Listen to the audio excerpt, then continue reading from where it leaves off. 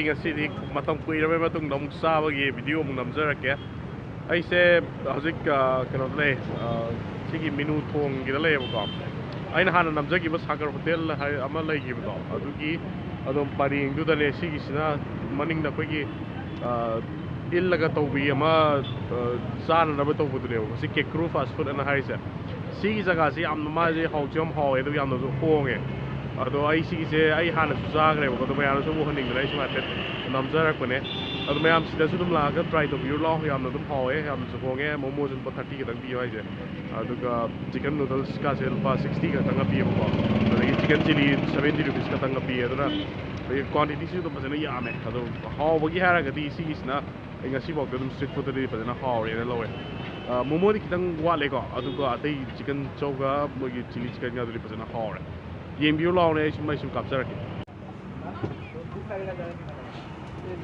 चार टाइम खराब हो गए और कोई नहीं अभी यार खाई तो पड़ता हुआ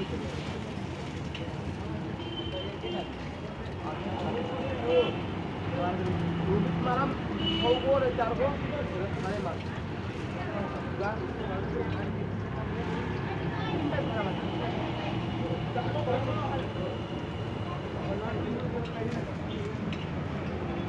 Weekend apa kali dulu? Bukan kalau sundur bukan dalam 10 menit. Mudah kan kalau bukan kali. Mudah kan baru bukan. Anu yang baru kita ada bukan. Dua piece na?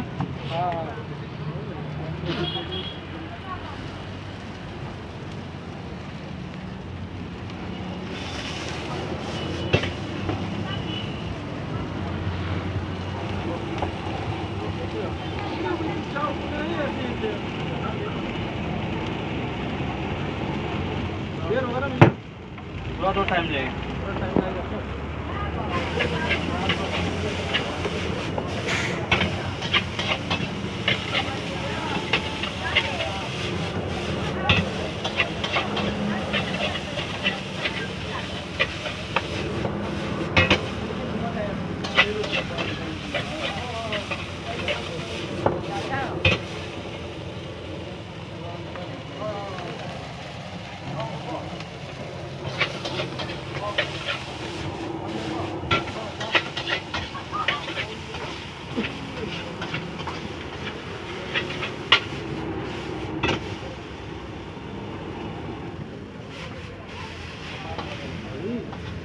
ये खाया दो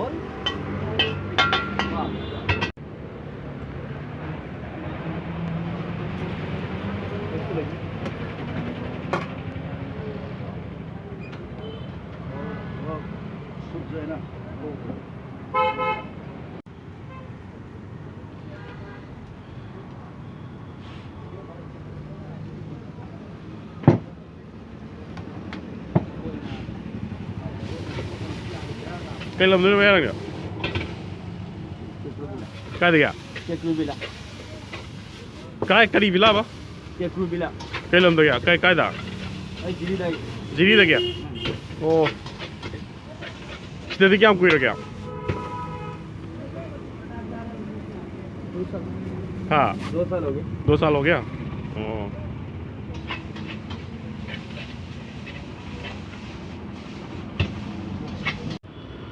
Chicken noodles still lower है कि सी 60 rupees ना तो मैं रख जा सी 60 rupees ने quantity जब दिए हो चिना चिली चिकन ने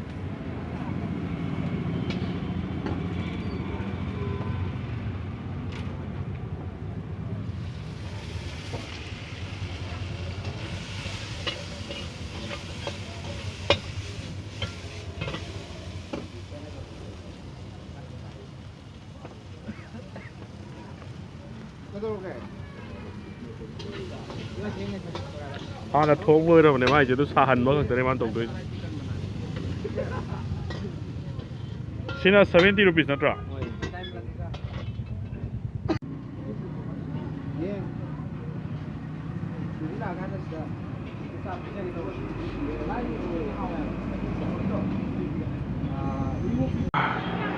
मागी मेन्यू से लेरे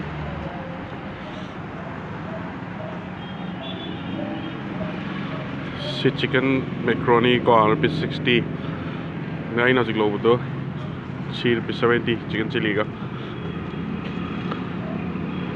momo sul pa 30 ke dang pi mai se ado halal chu oi ko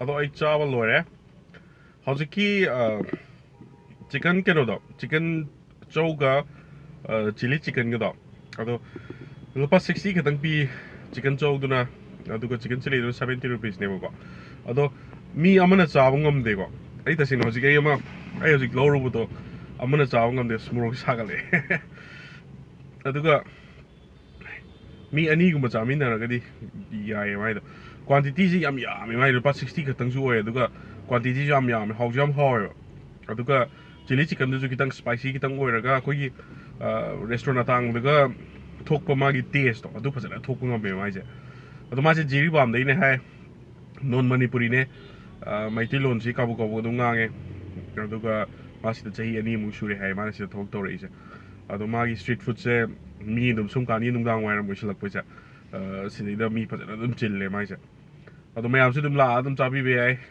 street food ta junk food pu daga leitragadi mayam junk food pambi ragadi adum la ga sida chabi be ahaw adum thiraga ahongba ahawba ayamba hai taragadi si jaga si dum lakpiro ado aten ma blog ngai ne si namjara ise sum street food se mayam kai kai da number ya ge na ise sum happy sun lambi da tholak pane ai camera su yok tei mobile ai capture rak pane aduna video quality je kitang handaragadi dum waro binu mayam se aduga street food se ai kyan nambam je leishan laktre aduna ne kero se nam street food ki video je kya thankal laktri se ado siu pambira kadi haibiro ke suggestion pibiro krai kai da jaga kai kai da lai ge haibo isu dum lak ko dum nam lak sage nam jage ado mayam si har kai lo sin jare thank you so much